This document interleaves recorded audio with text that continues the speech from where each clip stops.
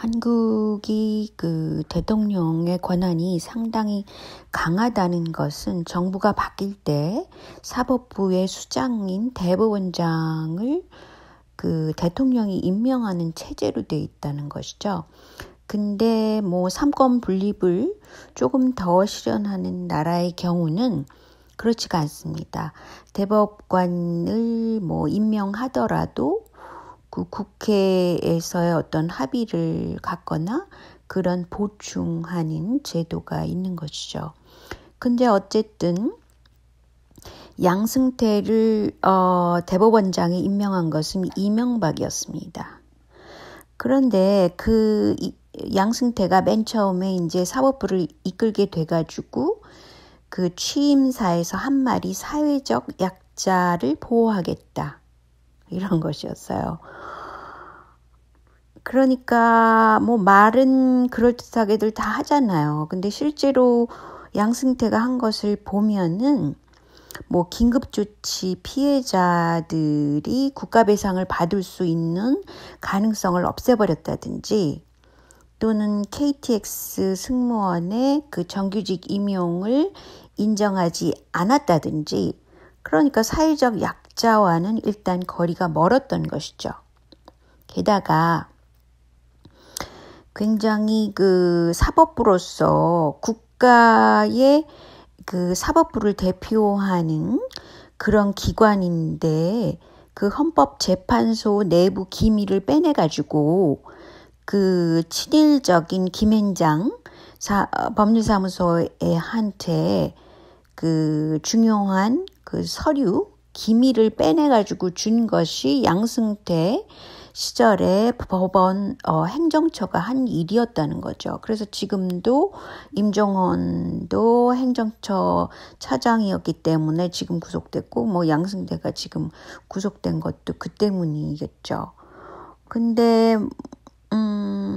뭐 이런 양승태 체제에서 문제가 많았지만 저는 황교안이 무엇을 했는지를 보면은 황교안은 국무총리였었잖아요. 그러면서 이 사람이 검사 출신이란 말이죠. 그러니까 굉장히 그동안의 역할을 보면은 그 대법원장의 버금가는 법무부 장관으로서 역할을 엄청 많이 했다는 거죠.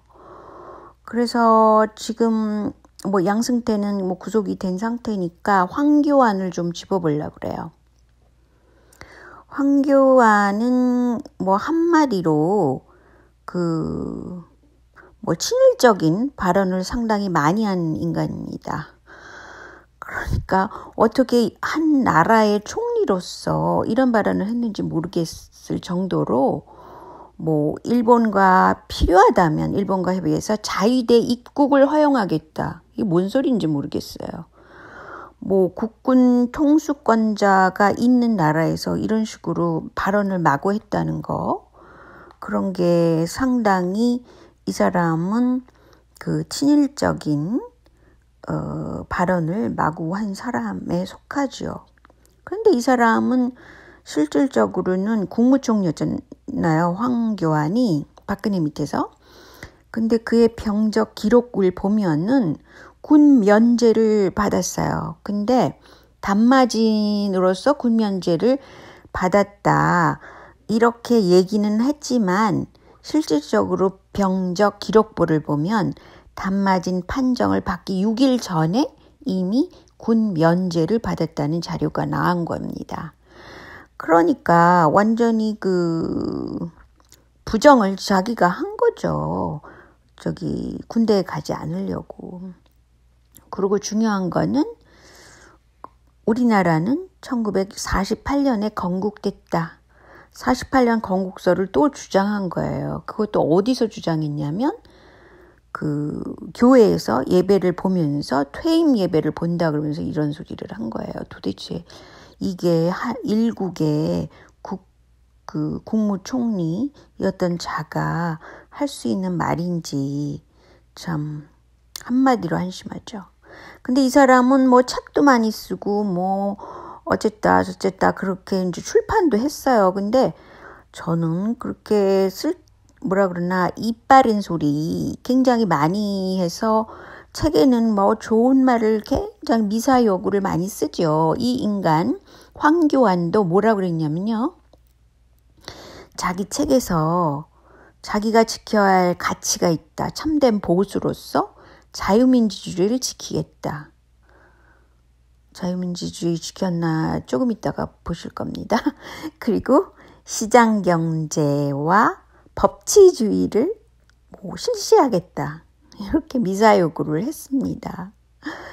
근데 이 사람이 자유민주주의라는 건 뭐예요? 공화정을 하겠다는 건데 공화정이라는 거는 어떤 사상의 자유라는 것을 미리 인정하고 들어가야 자유민주주의를 하는 겁니다. 정권에 눈밖에 나면 그것을 없애버린다든지 이거는 공안통치주의, 자유민주주의가 아닌 거죠.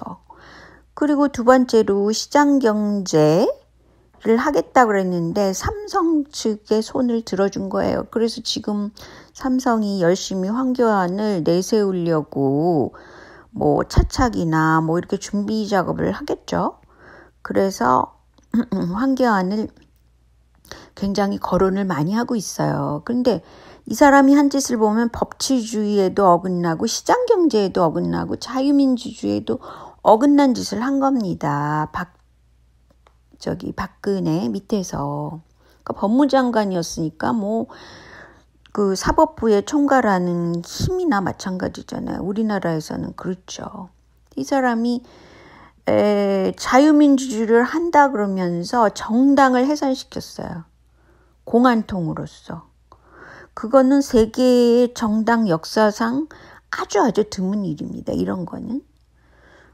진짜 히틀러 아래서 뭐 이런 일이 있을 수 있었다 그러는데 그렇지 않다 그러면 있을 수 없는 일이죠. 그러니까 자유민주주의라는 거는 공화정에 입각해서 그 국회나 뭐 이런 운영을 한다는 뜻이거든요. 그러니까 이 사람은 법적인 그런 조항은 열심히 외워서 뭐 어떻게 사법시험에는 통과했는지 몰라도 어떤 사회를 다루는 전반적인 기본 개념인 자유민주주의, 공화정 이런 것조차 역사를 훑어본 적이 없는 사람인 것 같아요.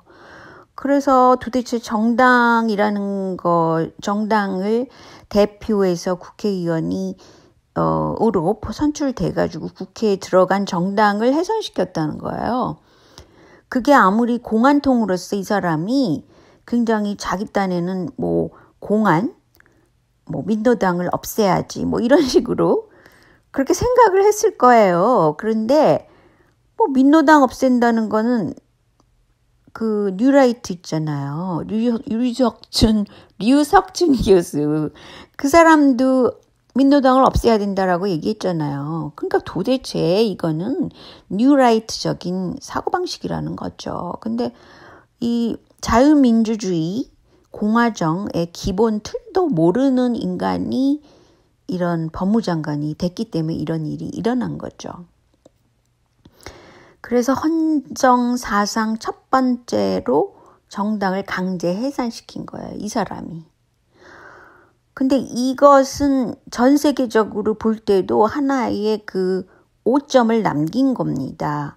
그럼 뭐 아직도 이것에 대해서는 그걸 바로잡을 문재인 정부에서 이걸 바로잡을 생각은 있는지 없는지 오리무중이라고 볼 수 있어요. 왜냐하면 그 조국 수석이 지금 하는 거는 그 사법부의 블랙리스트 그것을 작성한 것을 바로잡겠다는 뜻이 강하고 근데 두 번째로 왜 그 국제인권을 그토록 중시하는지 모르겠어요. 이거 굉장히 큰 문제인데 뭐 맨 나중에 제가 나중에 설명하겠지만 그 문제는 또 다른 문제입니다만 어쨌든 그 황교안은 통합진보당을 완전히 해산시켰고 그거는 뉴라이트가 추진하던 그런 생각이라는 것.